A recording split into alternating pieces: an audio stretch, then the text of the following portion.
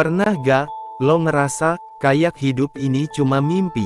Lo bangun pagi, kerja, ketawa, galau, tidur, lalu besoknya, ulang lagi. Tapi di antara semua rutinitas itu, ada rasa kosong. Kayak ada yang, gak nyambung. Kayak, ada sesuatu yang, lebih besar yang gak kelihatan. Tapi, bener gak sih? Apa hidup ini, nyata? Atau kita cuma aktor, dalam panggung besar, yang gak kita sadari? Kalau hidup ini cuma ilusi, terus apa makna semua ini? Assalamualaikum warahmatullahi wabarakatuh. Selamat datang kembali di channel Kartun Belajar, tempat lo belajar, tempat kita ngulik hidup, mikir bareng, dan merenung dalam, tapi tetap santai. Kali ini, kita akan menyelami pertanyaan yang bikin banyak orang gelisah. Apakah hidup ini cuma ilusi? Gak usah buru-buru jawab. Duduk yang nyaman, siapkan kopi, siapkan cemilan, siapkan hati, dan pikiran. Karena, yang akan kita bahas ini, bukan sekadar teori, tapi juga sesuatu, yang bisa mengubah cara lo, melihat dunia, dan, melihat diri lo sendiri.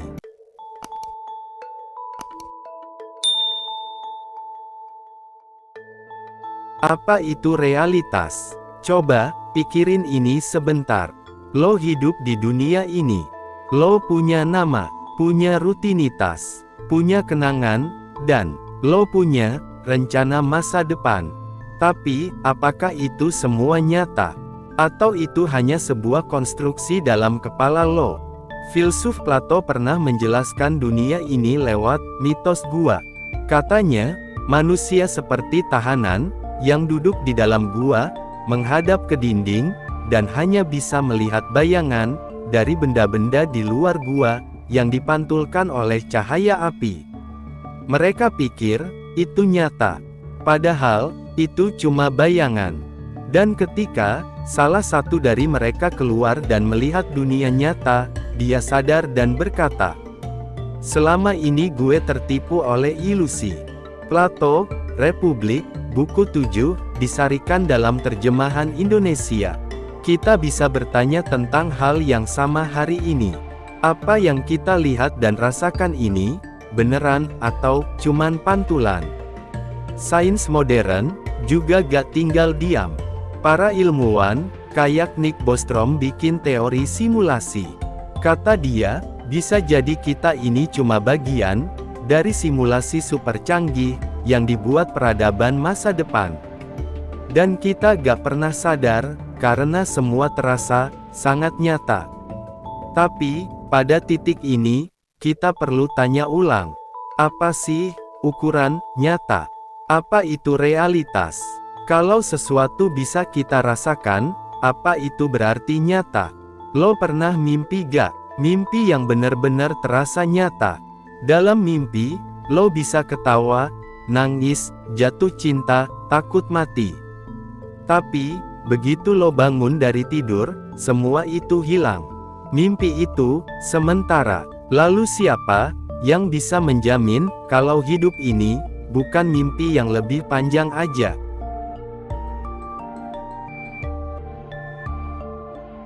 Imam Al-Ghazali bilang begini, manusia dalam tidur panjang, dan mereka baru terbangun saat mati. Imam Al-Ghazali, Ihya Ulumuddin, Jilid 4. Maksudnya, yang lo kira dunia nyata ini, bisa jadi justru bentuk tidur spiritual. Dan kematian, justru adalah bangun yang sesungguhnya. Jadi, apa realitas itu? Apakah ini semua, rumah lo, masalah lo, HP di tangan lo, hanyalah bayangan, yang belum lo sadari? Atau jangan-jangan, realitas sejati, justru bukan yang lo lihat, tapi, yang lo sadari, yang lo alami, di kedalaman hati.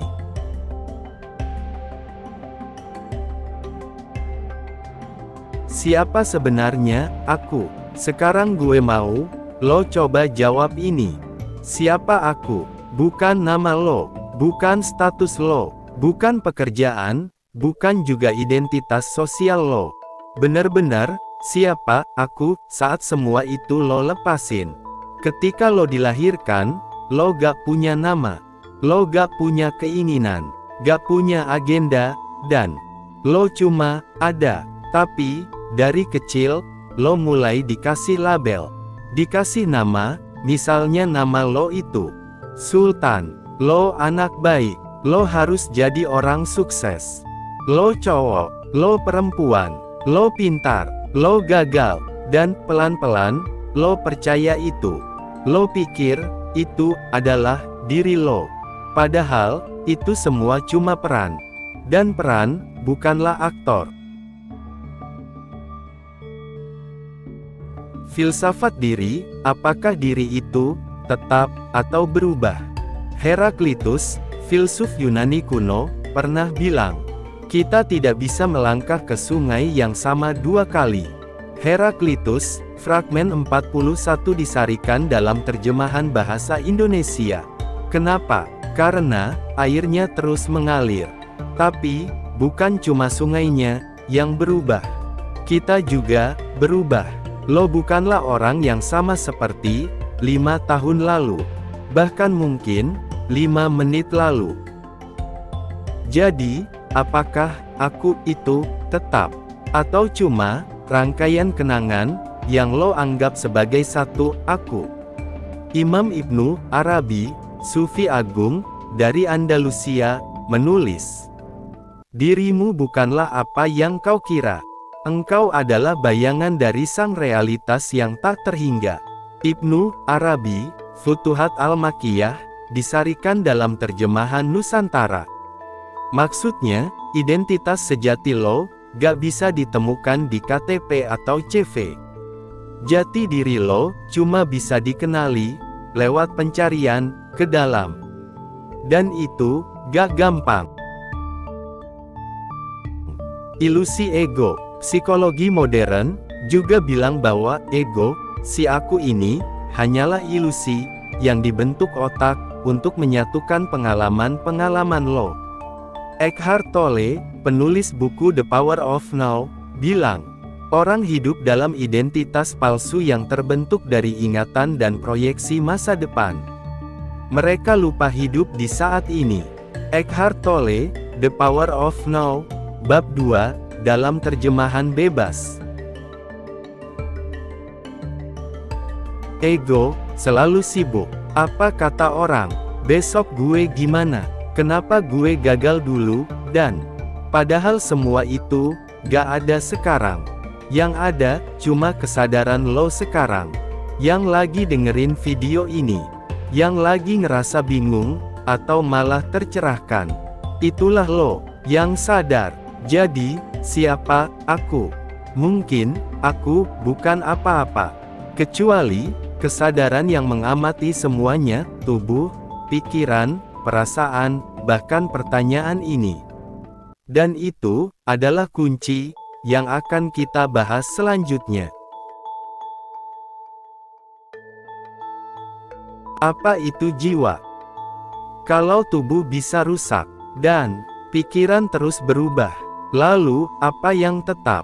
Apa yang menyaksikan semuanya? Yang sadar saat lo bangun, saat lo mimpi, bahkan kadang, saat lo merasa melayang dari realitas. Jawaban banyak tradisi dan filsafat adalah jiwa, atau dalam bahasa lain disebut roh, ruh, spiritus, atman, self, dan consciousness. Sesuatu yang tak kelihatan, tak bisa disentuh, tapi bisa dirasakan. Jiwa menurut filsafat dan spiritualitas. Plato, filsuf Yunani, percaya bahwa jiwa itu abadi. Sebelum lahir, jiwa melihat dunia ide, dunia sempurna. Lalu saat lahir, jiwa jatuh ke tubuh, dan lupa segalanya. Hidup adalah proses mengingat kembali, siapa kita sebenarnya. Jiwa tak lahir dan tak mati. Ia abadi, tak terlihat, dan tak bisa hancur. Plato, Paedrus, disarikan dalam terjemahan Nusantara. Dalam Islam, konsep ruh juga mirip. Ruh itu tiupan dari Tuhan, napas ilahi, yang membuat manusia hidup dan jadi makhluk yang mulia. Lalu kami tiupkan ke dalamnya ruh dari ciptaan kami. Al-Quran Surat As-Sajdah, ayat 9. Itulah sebabnya manusia bisa berpikir, merasa, mencinta, bahkan bertanya tentang makna hidup. Sekarang kita bahas jiwa, kesadaran, dan pengalaman mistis. Banyak orang yang pernah mengalami pengalaman mendalam, seperti nyaris mati atau near-death experience, meditasi ekstrim, dan zikir dan halwat, atau momen di mana waktu serasa berhenti. Mereka semua menggambarkan satu hal yang sama, yaitu kesadaran murni, tanpa tubuh, tanpa ego. Hanya rasa hadir, menyatu dengan sesuatu yang lebih besar dari diri. Itu sebabnya, jiwa sering digambarkan sebagai cermin. Ia memantulkan Tuhan. Tapi, saat jiwa itu kotor oleh ego, nafsu, dan dunia, pantulannya menjadi kotor, terlihat buram. Dan tugas kita adalah membersihkannya. Barang siapa mengenal dirinya, maka ia akan mengenal Tuhannya. Hadis disarikan oleh para sufi seperti Al-Ghazali dan Ibnu Arabi. Sekarang muncul pertanyaan besar, apakah jiwa kekal? Kalau tubuh kita mati, apakah jiwa kita tetap hidup? Ada yang bilang, iya. Ada yang ragu. Ada juga yang merasa jawabannya gak penting, yang penting adalah hidup sepenuhnya di sini dan sekarang. Tapi, pertanyaan ini penting. Karena kalau jiwa itu kekal, maka hidup bukan akhir, tapi awal dari sesuatu yang jauh lebih besar. Jadi, jiwa bukan cuma bagian dari manusia.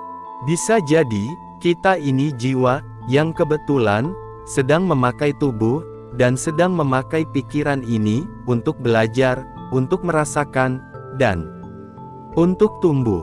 Dan kalau benar bahwa kita adalah jiwa, maka hidup ini bukan cuma rutinitas dan pencapaian, tapi sebuah perjalanan pulang. Kalau semua ini adalah sementara, apa sih yang benar-benar bermakna? Kalau semua akan hilang, kalau semua orang yang kita cintai akan mati, kalau semua pencapaian akan dilupakan oleh sejarah, lalu apa gunanya semua ini?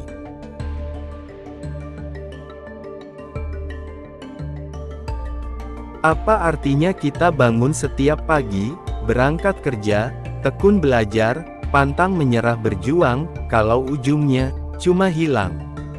Inilah pertanyaan yang bikin banyak orang, entah jadi sangat bijak, atau malah menjadi sangat putus asa. Makna dari yang sementara, justru karena semua ini sementara, maka ia berharga. Bayangkan ini. Lo punya waktu tak terbatas dengan seseorang, bisa jadi, lo bakal mulai mengabaikannya. Tapi, kalau lo tahu, hanya punya waktu 3 hari, lo bakal peluk, perhatikan, dan hidup total dalam momen itu. Ketidakkekalanlah yang memberi makna pada segala sesuatu. Buddha Gautama, disarikan ke bahasa Indonesia. Momen berharga, karena ia tak bisa diulang. Cinta menjadi terasa bermakna, karena kita tahu, kita akan kehilangannya. Hidup terasa dalam, justru karena ia rapuh. Makna dalam hubungan dan kehadiran. Orang-orang yang sedang sakaratul maut sering bilang, yang paling mereka sesali bukanlah uang, jabatan, atau popularitas, tapi waktu yang enggak mereka habiskan bersama orang yang mereka cintai. Pada akhirnya, hanya cinta yang kita berikan dan terima yang benar-benar bertahan. Disarikan dari banyak kisah nyata hospice care. Makna hidup bukanlah soal pencapaian luar, tapi kedalaman relasi dan kehadiran penuh dalam setiap momen kecil. Makna hidup bisa sesederhana tertawa dengan teman, mendengar musik yang menyentuh hati, melihat matahari pagi, atau menolong orang lain tanpa pamrih.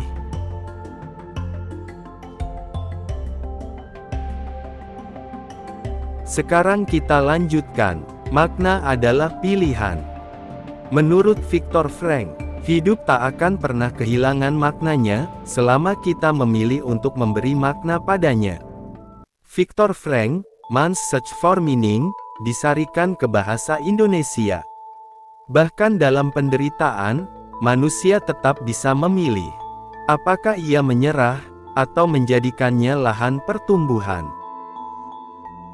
Makna tidak datang dari luar. Makna adalah cara lo melihat, merasakan, dan menafsirkan hidup ini. Dari kenapa menjadi untuk apa.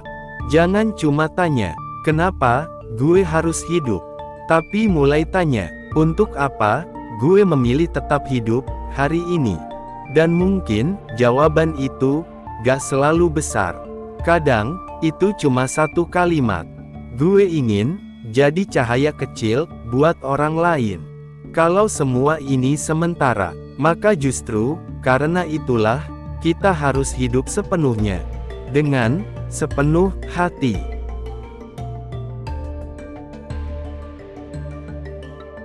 Apa tujuan akhir hidup menurut para filsuf? Manusia selalu bertanya, kalau hidup ini ada awal dan akhir, apa sebenarnya tujuan akhirnya? Apakah untuk menjadi bahagia, untuk mencapai kebijaksanaan, atau untuk menyatu dengan Tuhan? Yuk kita dengar bagaimana para pemikir besar menjawab pertanyaan ini. Aristoteles, eudaimonia, hidup berkembang sepenuhnya. Aristoteles bilang, tujuan akhir hidup manusia adalah mencapai eudaimonia, yaitu hidup dalam versi terbaik dari diri kita.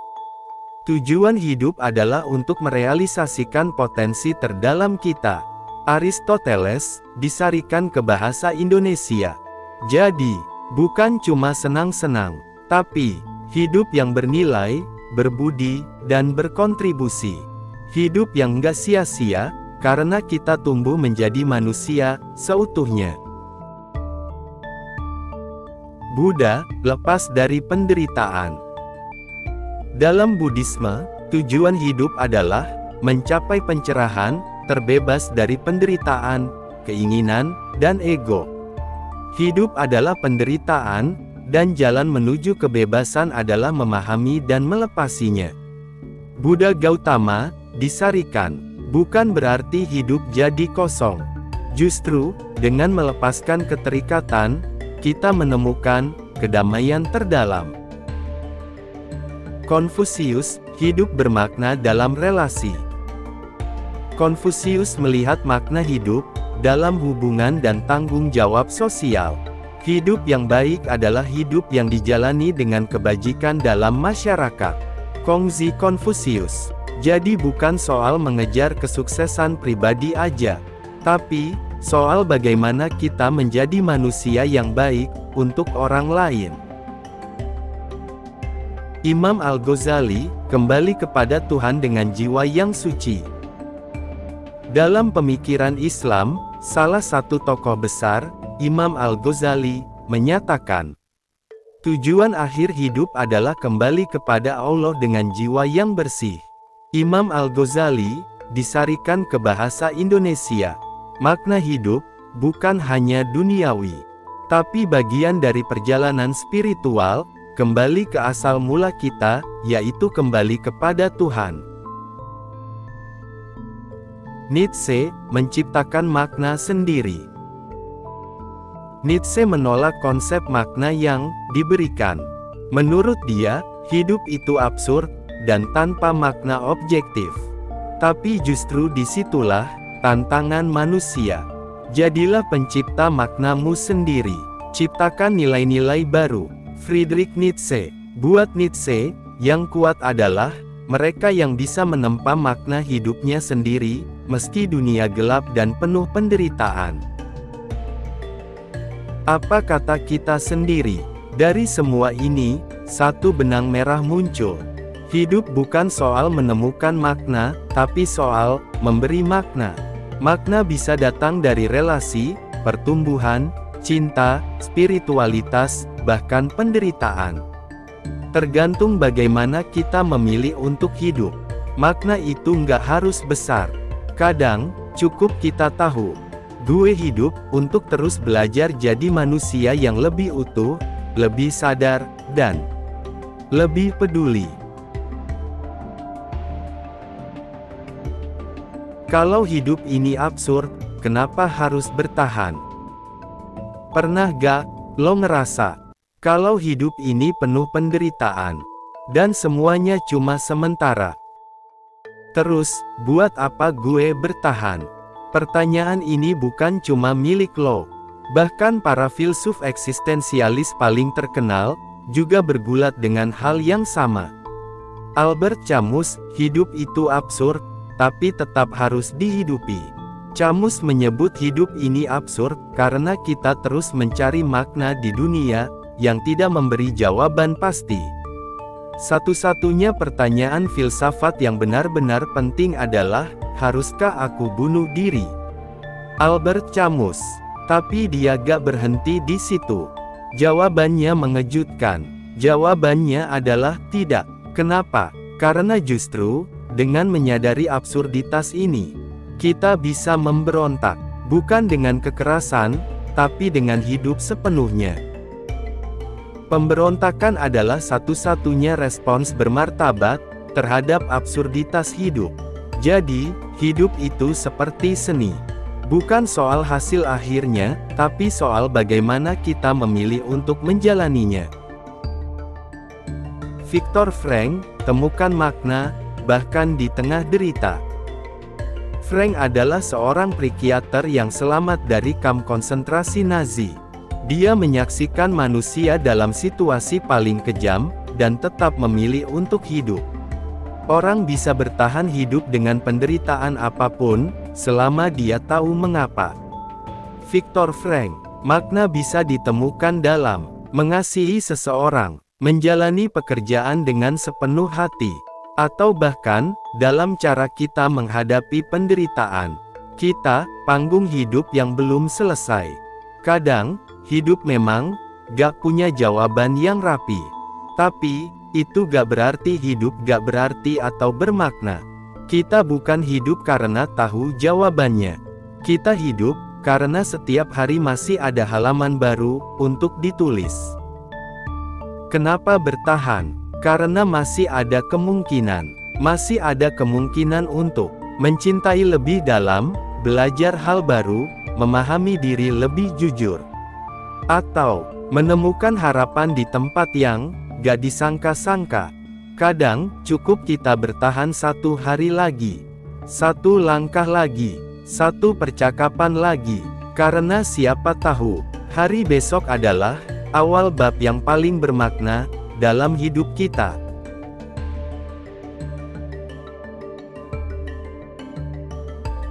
Kalau hidup gak ada makna, apakah kita harus menemukannya sendiri?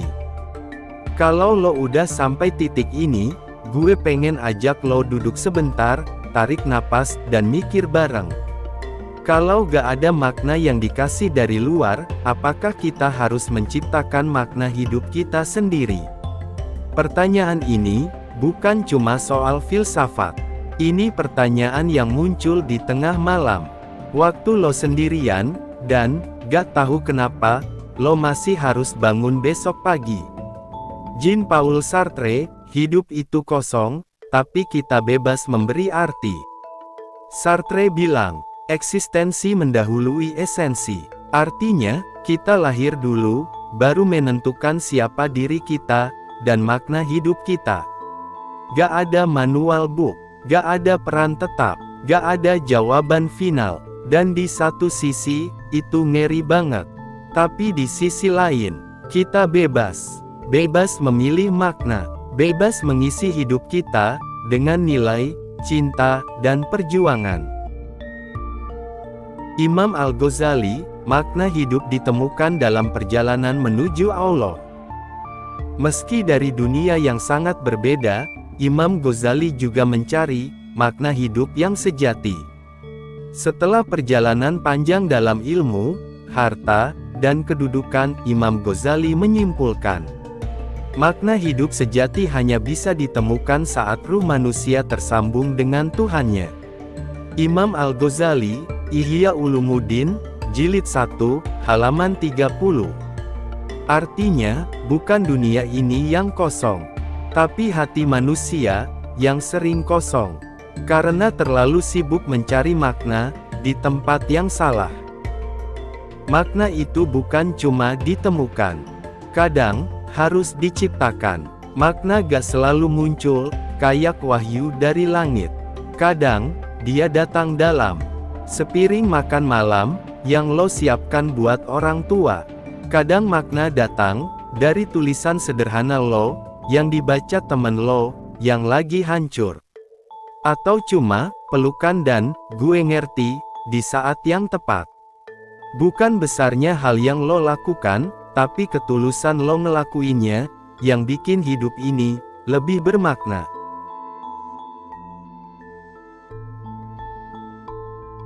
Jadi, haruskah kita menemukan makna hidup? Iya. Tapi, jangan panik kalau lo belum menemukannya sekarang.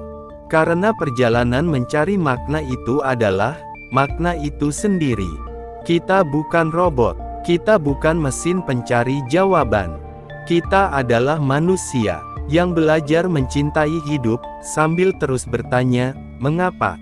Anonim, tulisan di dinding kelas filsafat. Kita udah ngobrol panjang banget hari ini. Tentang hidup, tentang luka, dan tentang kenapa kita terus berjalan, meskipun rasanya gak jelas kita mau kemana. Dan lo tahu, gak ada dari semua ini yang ngasih jawaban mutlak. Tapi bukan itu tujuan kita. Bukan jawaban, tapi teman bertanya.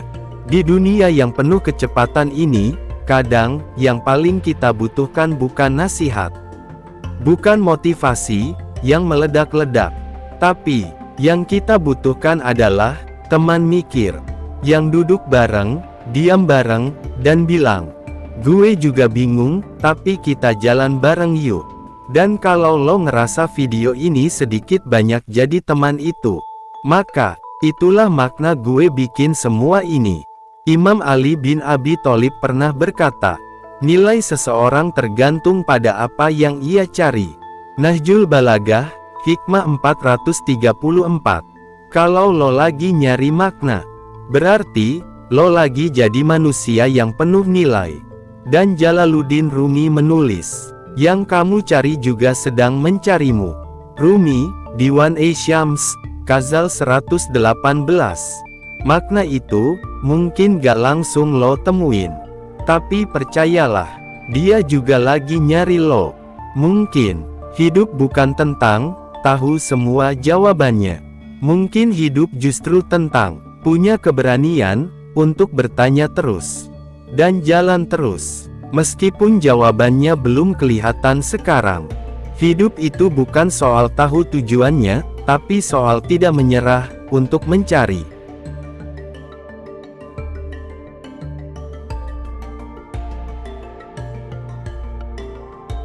Terima kasih udah nemenin gue selama ini. Kalau lo muslim, jangan lupa sholat, istirahat, minum air, dan peluk diri lo sendiri malam ini. Gue pamit dulu. Wassalamualaikum warahmatullahi wabarakatuh.